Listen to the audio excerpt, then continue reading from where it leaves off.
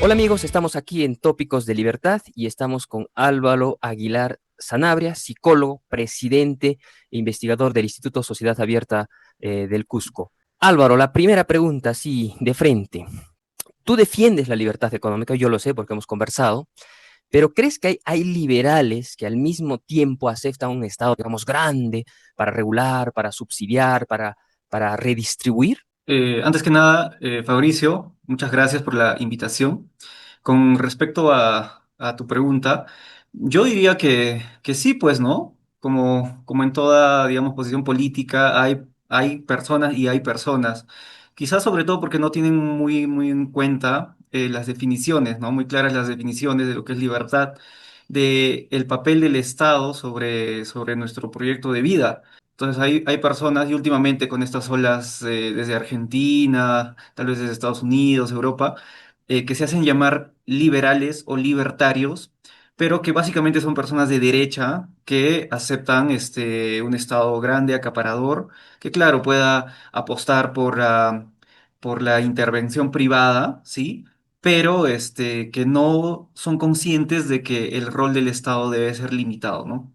¿Cómo te defines tú ideológica y políticamente, Álvaro? Bien, yo me defino como liberal, ¿sí? Creo que el liberalismo implica entender bastante bien no solo aspectos económicos, sino también aspectos filosóficos, sociológicos, ¿no? Incluso antropológicos y psicológicos de lo que respecta a la libertad. Entonces yo no tengo, digamos, reparos en decirme liberal. Claro, hay quizá una asociación, ¿no? En lo que corresponde al liberalismo, es igual al liberalismo clásico y tal vez un tibio socialdemócrata, Ujú. pero considero que es una palabra que puede abarcar todas estas posiciones encontradas y a veces contradictorias entre sí, ¿no? Pero que defendemos la libertad y consideramos que el rol del Estado debe ser mínimo, sino nulo. Ya. Ahora, digamos, en los últimos tiempos, en los últimos tiempos, creo que de la década de los 90 para estos tiempos, muchos liberales clásicos que defienden, el libre mercado en teoría, pero en la práctica muchas veces ceden ante los oligopolios, ante los privilegios creados por el Estado. Y que esto se ha visto mucho en Perú, se ha visto mucho en Argentina, en México, y que luego esto termina dando armas a la izquierda, ¿no? O sea, hay liberales que terminan defendiendo el cazar en el zoológico, como decía Milei. ¿Qué Sí, opinas digamos, de esta contradicción? sí, como te digo, tal vez son personas populistas, muchos de ellos son caudillos políticos que se suben a la ola, ¿no? Del liberalismo, que, digamos, es una actividad, el trabajo activista lo ha posicionado, digamos que en la palestra política e ideológica, ¿no? Antes era muy difícil asumirse como liberal o hablar de liberalismo, todo siempre era en menosprecio y se tildaba quizá a esa derecha simplemente como neoliberal. O sea, toda la derecha era neoliberal, ¿no? Cualquiera que apostaba por las empresas y la inversión privada era neoliberal, ¿no? Eh, Se asociaba con las empresas grandes, las transnacionales, etcétera. Entonces, tal vez por eso es que las personas que comienzan a defender una postura liberal o de más apuesta por la iniciativa privada, ya sean transnacionales o empresas medianas, pequeñas o como individuos que queremos, ¿no? Digamos, buscar nuestro proyecto de vida ajeno. Quizá a esas personas se les ha ubicado como reemplazo de lo que tendría que ser esa derecha neoliberal. Entonces, este ha sido un trabajo de ideólogos izquierdistas que, digamos, se los tilda clásicamente como que de derecha neoliberal y por lo tanto se asume que siguen siendo parte del problema que viene desde el Estado, ¿no? Un Estado que brinda adendas a empresas corporativistas o mercantilistas, como se les suele llamar, que no se rigen bajo las leyes del mercado, sino que se aprovechan por, digamos, los vínculos con algún político corrupto o que cree que el Estado siempre debe estar presente ahí, ¿no? ya. Ahora, digamos, desde las nuevas corrientes libertarias que están en boga ahora, o sea, que han empezado a surgir, sobre todo a través de Rayo, de Ancho Bastos, del profesor Huerta de Soto, del mismo Milei, ellos han acusado que el liberalismo clásico digamos, abrió la puerta al liberprogresismo, ¿no? O sea, derechos sin deberes, libertades sin responsabilidad individual. ¿Tú crees que eso de alguna manera ha terminado eh, aupando la agenda de izquierdas? ¿Tú crees que eso ha pasado? Sí, sí, sí, de alguna manera, a ver, si nos remontamos, digamos, a un principio, cuando los liberales, ¿no? Eran aquellos que apostaban por en Francia digo, ¿no? En la Revolución Francesa, los liberales eran aquellos que apostaban por una reforma, ¿no? Por eliminar ese marco conservador, monárquico, etcétera, e implantar una república. Entendemos que comienzan aquellas propuestas humanistas, ¿no? Que confían en la capacidad del ser humano para mejorar su situación. Al inicio eran conocidos como liberales, sí. Sin embargo, esto se va decantando y se va tergiversando, ¿no? Entre un liberalismo progresista que sí apela a, digamos, la transformación de la sociedad, pero mediante un positivismo, ¿no? Mediante un constructivismo, mediante un racionalismo que quiere creerse el conocedor de todo y que al asumir una posición desde el gobierno con su racionalidad y quizás sus maestrías y doctorados, va a poder designar qué cosas cambian y qué cosas no cambian para la felicidad de toda sociedad. Entonces, desde aquí, ¿no? Desde aquí, como creencia en un humanismo, pero despótico, ¿no? Como esta corriente del nepotismo intelectual, creen que pueden decidir sobre la vida de los demás. Entonces, en Estados Unidos, a este tipo de personas se les conoce como liberals. Es por eso que eh, quizá ahí se los asume de esa forma, ¿no? Hay En cambio, tal vez confusión. hay confusión. En cambio, en el mundo hispanoparlante, esto es distinto, ¿no? Los liberales entendemos que los cambios no deben de partir por un sujeto iluminado, un burócrata, ¿no? Un filósofo rey, ¿no? Como diría Platón, que es el que conoce las verdades últimas de la realidad y por lo tanto pueden detener la degeneración social y construir un estado perfecto, ¿no? Casi totalitario, ¿no? Eso no tendría que ser así. Nosotros asumimos que la libertad de las personas debe ser asumida por cada uno de nosotros. O sea, nosotros sabemos qué cosa es lo que merecemos, qué cosa nos gusta, qué cosa nos perjudica. Nosotros mismos, de manera innata, tenemos digamos, moralidad. Nos regimos bajo instituciones éticas construidas generación a generación que no han venido desde el Estado, sino que son innatas a nosotros mismos y que por lo tanto podemos respetar y convivir con otras personas, compitiendo de manera civilizada, ética, decente y cooperando también sin vender nuestra conciencia o delegar nuestra conciencia hacia un caudillo irresponsable y maquiavélico, diríamos, ¿no? Entonces, no es que los liberales, como últimamente yo estaba escuchando desde algunas posiciones socialistas, concibamos al individuo como un ser aislado de la sociedad. No, simplemente queremos apostar por un individuo consciente, que no sea parte del rebaño y siga al pastor, sino un individuo empoderado que al Un momento león. de cooperar pueda cooperar por su propia voluntad y no bajo coerción. Entonces, eso es lo que nosotros queremos y apostamos, ¿verdad? Perfecto, Álvaro. Me ha gustado tu reflexión.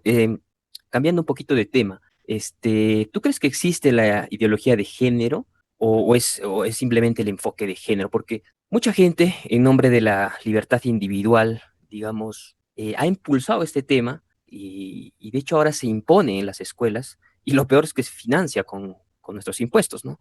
¿Tú crees que eso sigue siendo parte de la libertad o es un adoctrinamiento así descarado de parte del progresismo? Bueno, es un tema bastante complicado y quizá no es tan complicado como debería ser, como se está asumiendo, porque tradicionalmente el liberalismo ha sido asumido primero por economistas y después por abogados. Entonces, el problema es que cuando esto es así, tal vez uno no tiene las herramientas o el conocimiento para hablar de estos temas a nivel biológico, antropológico, etcétera. Yo soy psicólogo, ¿no? Esto a mí me ha costado entenderlo bastante bien. Yo creo que sí es parte de la libertad de cada persona convertirse en lo que deseen, transformarse en lo que deseen. Sin embargo, vivimos en un marco social, ¿no? Nos regimos por instituciones, por normas de convivencia que quizás si esto lo vemos desde un extremo individualista, como tal vez algunos liberales libertarios quisieran asumirlo, podría ser así, ¿no? Yo camino por la calle completamente desnudo, con mis partes sexuales al aire, pero es mi libertad, ¿no? Pero hay un marco, hay una institución para poder convivir civilizadamente en sociedad. Esto a nivel biológico está integrado en nuestros genes. Entonces, si bien es cierto, podemos ser tolerantes hasta cierto punto, y esto yo lo comparto y lo, digamos, siempre lo propongo como una norma para poder entender que hay otras personas distintas a nosotros, hay temas que podrían entenderse tal vez como, no como un tabú, sino como ciertas cosas que se deberían de respetar, no por imposición del Estado, sino por reglas de convivencia para poder vivir en armonía. Entonces, si dentro de una cultura hay personas que optan por una sexualidad X, Y, Z, normal, yo no me hago problemas, bien, pero hay como que dentro de estas comunidades ciertas costumbres o comportamientos que tratan de ser disruptivos, no por la misma comunidad, sino es como que una disrupción para darse a conocer, para imponer sus formas de ser y muchas veces es desde una forma violenta, ¿no? Agresiva que básicamente te dicen que si tú no me aceptas mi calateo, mis temas en público, estás discriminándome. Entonces, eso no es así. Tal vez el tema de esta libertad individual se ha tergiversado, como te digo, por estos liberals y esto obviamente, ¿no? Parte desde un resguardo del Estado en el que se los protege, supuestamente entre comillas, pero se están generando privilegios para comunidades particulares que quieren imponer ciertas conductas como normales, estadísticamente normales, y bueno, esto ahora se está entendiendo, se está comprendiendo, ya sea como ideología de género, enfoque de género, y lo más lamentable es que se lo quiere normalizar, se quiere hacer ingeniería social desde las escuelas, ¿no? Desde los ministerios de educación,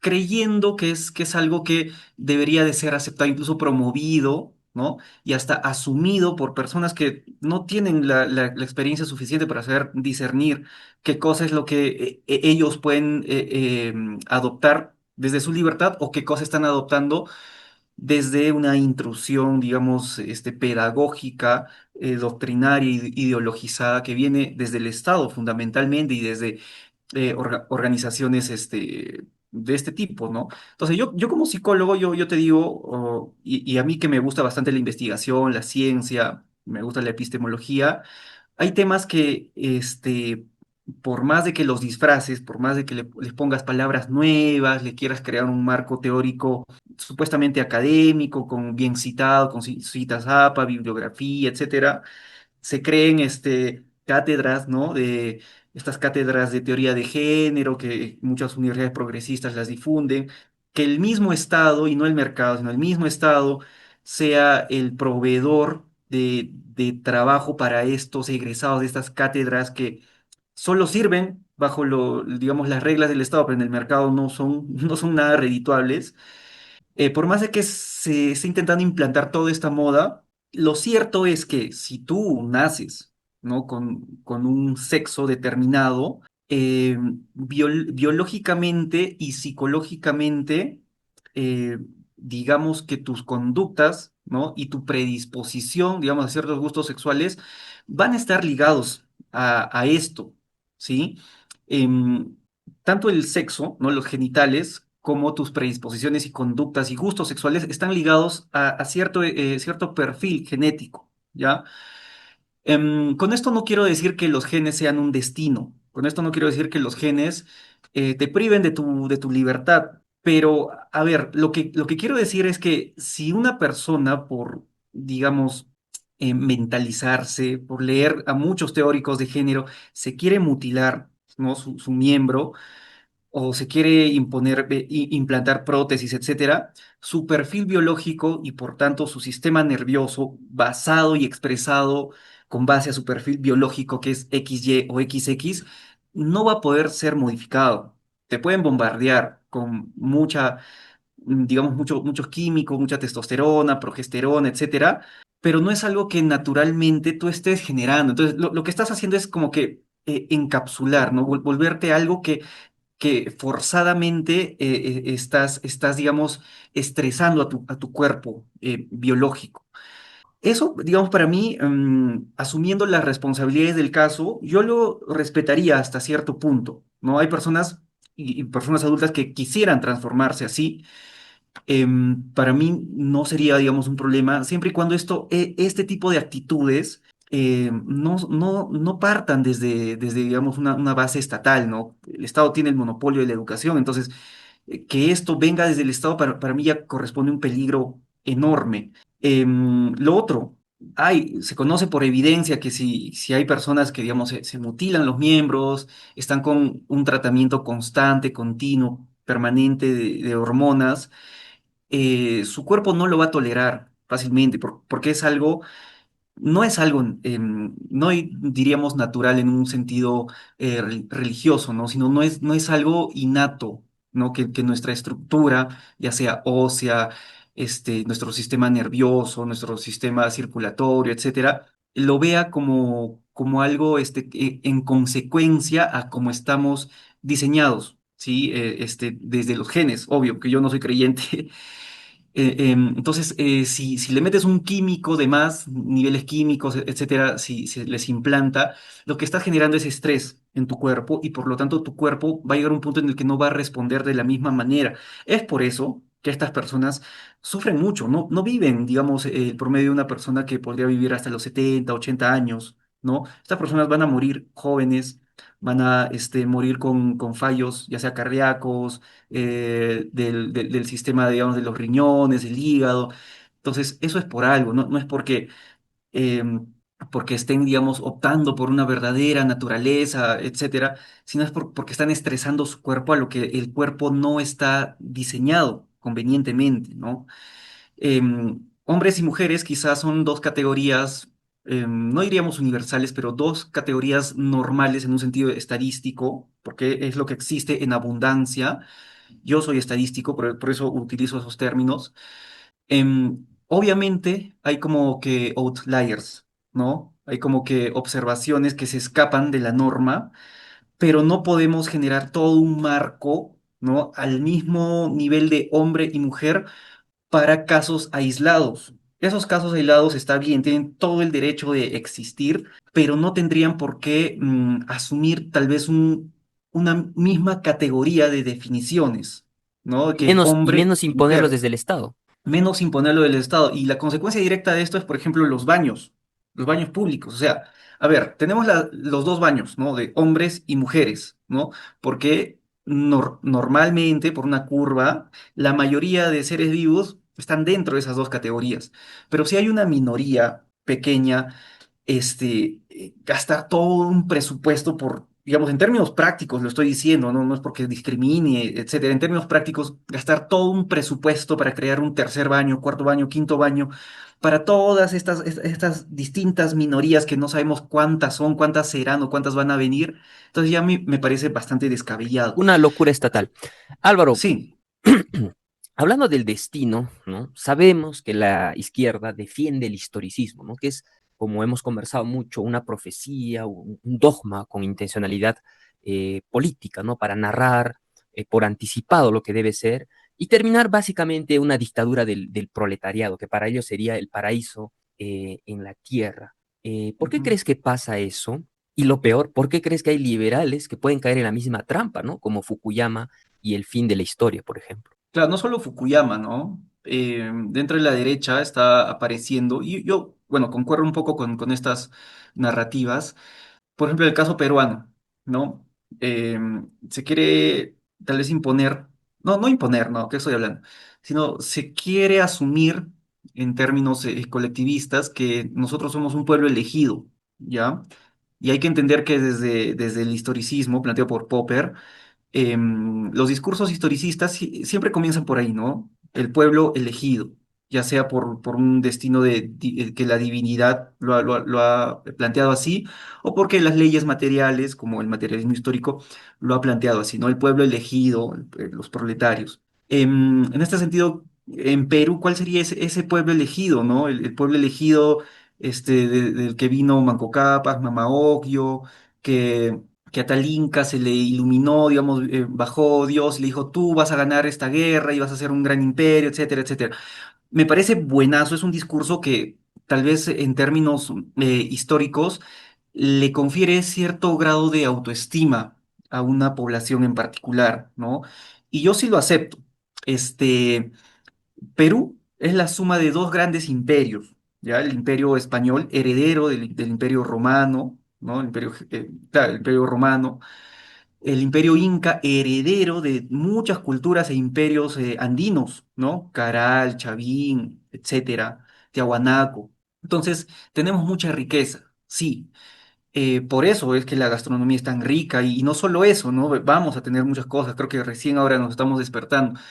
Pero ¿cuál es el peligro de creérnosla hasta el grado de decir que somos, que hay leyes históricas, porque somos el pueblo elegido, y que nos merecemos siempre y cuando vayamos en la línea de lo que nos corresponde y lo que se nos ha predestinado? Es que el individuo va a ser sacrificado por ese destino manifiesto, ¿sí? Ese es el peligro. O sea, este destino manifiesto en Perú, ¿no? Que éramos la capital de todo Sudamérica, desde Panamá hasta Tierra del Fuego, que no sé qué, bacán. Pero pensar a ese nivel hace que al individuo se le quite relevancia.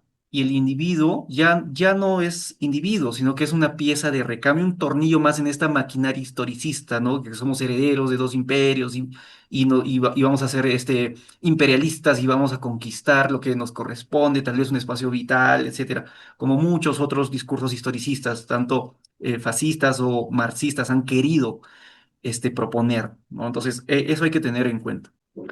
Me gusta el argumentario que has dado y añadiría, bueno, que la izquierda aprovecha eso para, como Flores Galino, ¿no? Estamos en busca de un Inca o de algún caudillo que nos lleve otra vez al idílico incanato que en realidad no tuvo pues todos esos beneficios de los que se habla, ¿no? Sino fue un centro de poder más, una confederación más y que también tuvo sus problemas graves, ¿no? Claro, hay una pequeña tingencia, ¿no? El problema de la izquierda es que quiere borrar estos 200 y más años no, claro, 300 y más años de historia Del como virreinato. virreinato.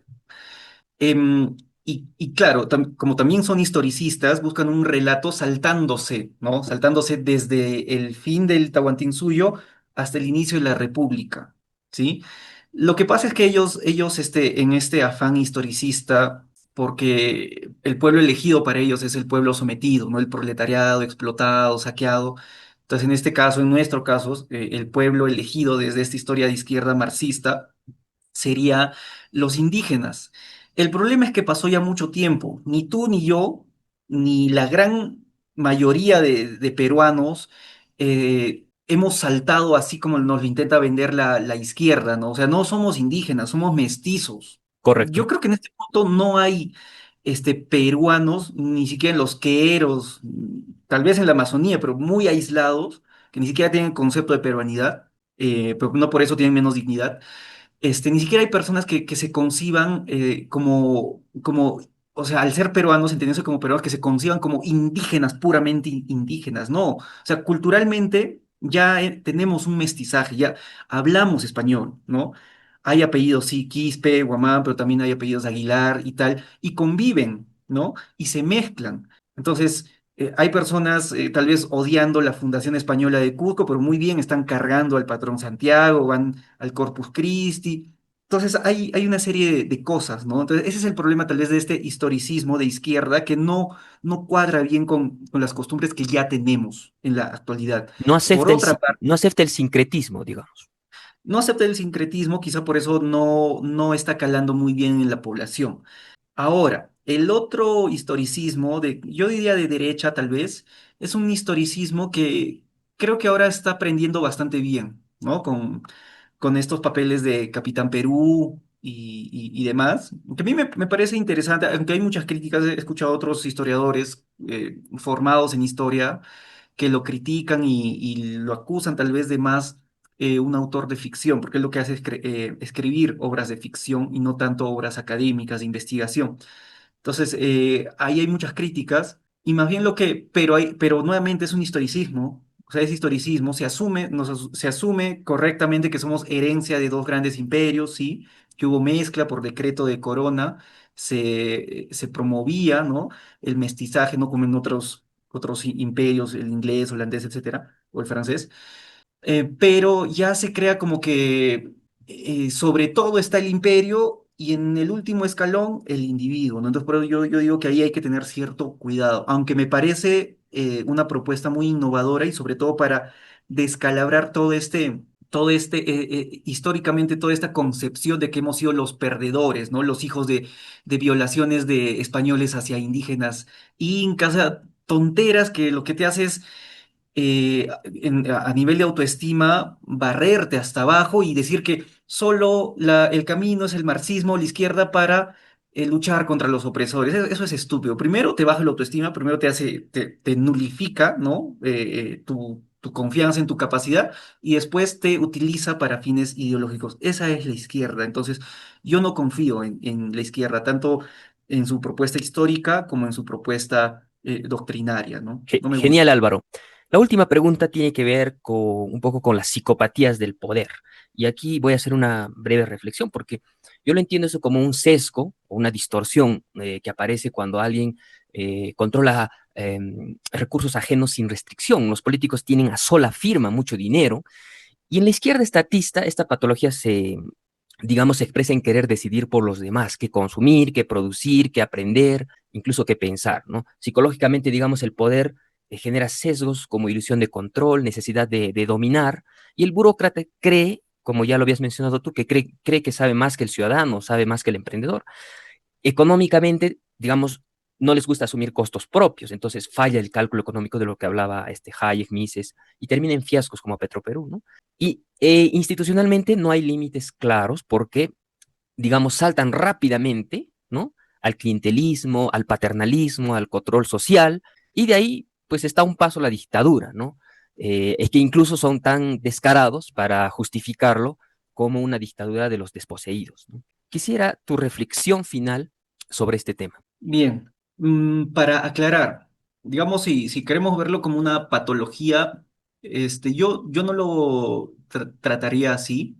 Digamos, si se quiere analizar la conducta de las personas en posiciones de poder, es simplemente que tienen mucho poder a disposición y ningún desincentivo para evitar tomarlo como ellos quisieran. Entonces, es un tema básicamente conductual, ¿no? Estímulo-respuesta. Tienes bastantes estímulos porque tienes mucho dinero a la mano, entonces sigues recibiendo ese estímulo, ese estímulo, ese estímulo, y no hay un castigo, ¿no? No hay un castigo inmediato para que puedan asociar que meter la mano a las arcas públicas, meter la mano de más, tiene sus sanciones. ¿Y es por qué? Porque la naturaleza del Estado es así, ¿no? Si nosotros, como personas, como individuos, nos regimos bajo leyes conductuales, obviamente vamos a funcionar en un sentido de que vamos a aprovechar, ¿no? Todos los estímulos que nos beneficien. No es que seamos ángeles, ¿no? Yo, la verdad, te soy muy sincero, si yo asumiría una posición de poder, si tú asumirías una posición de poder, si la persona que creemos la más honesta, honrada, creyente, cucufata, asumiría una posición de poder y tuviera a su disposición tantos recursos, ¿no? Ajenos, sí, pero tantos recursos, y no tendría ningún desincentivo, castigo para evitar tomarlos, lo harían, o sea, serían como el corrupto que conocemos tradicionalmente, ¿no? Ahora, tal vez. Hay corruptos que saben cómo hacerla, piensan a largo plazo, etcétera, pero de todas formas va a pasar, van a aprovechar su posición de poder. Es un tema ya conductual, no tanto a un nivel cognitivo, creo, con el tema de sesgos y eso, sino es así. Y es porque el Entonces, Estado es así, es el su socialismo naturaleza. nunca funcionaría así gobiernen Los Ángeles, básicamente. Exacto. O sea, es que claro, hay que entender que no somos ángeles en primer lugar, ¿no? Somos seres humanos con muchas fallas. Entonces, por más de que oremos 3 veces al día, no va a poder funcionar. Ni el socialismo, ni una república con un estado grande y elefantiásico. Genial, genial Álvaro. Realmente esa entrevista nos ha aclarado muchísimo y lo que me ha gustado es que nos has dado mucho argumentario para todos los que creemos en las ideas de la libertad, desde tu posición como psicólogo, como estadístico y como hombre de ciencia, ¿no? Por tanto, aquí nos despedimos, Álvaro, seguimos en la lucha por las ideas de la libertad y mi mensaje final es que por eso hay que preferir a políticos que prefieran un Estado pequeño, limitado, descentralizado, transparente y eficiente. Así que amigos, aquí termina Tópicos de Libertad y nos vemos en otro capítulo. Chao, chao, nos vemos.